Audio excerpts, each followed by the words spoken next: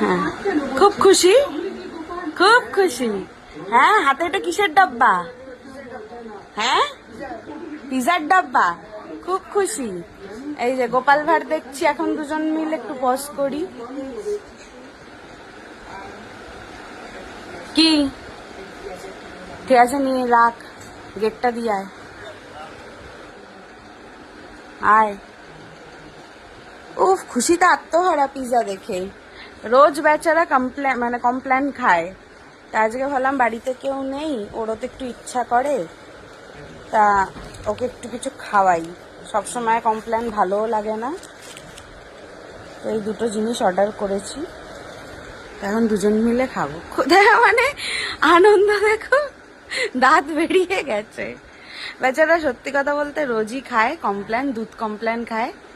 আর যেদিন যেদিন আমার সাথে থাকে, একা বাড়িতে আজকে কেউ নেই, তা আমি মাঝে মধ্যে একটু এইসবই খাওয়াই।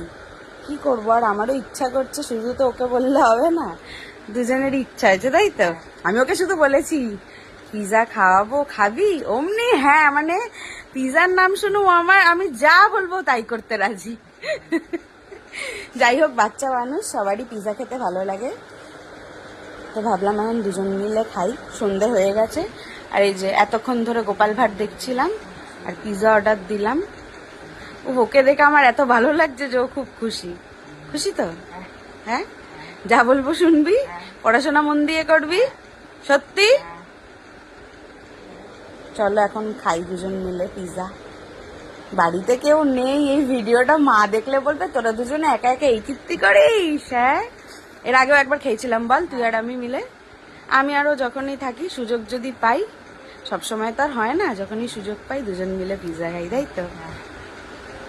চলো টাটা বলে দাও, টাটা, এখন পিজা টাইম আমাদের।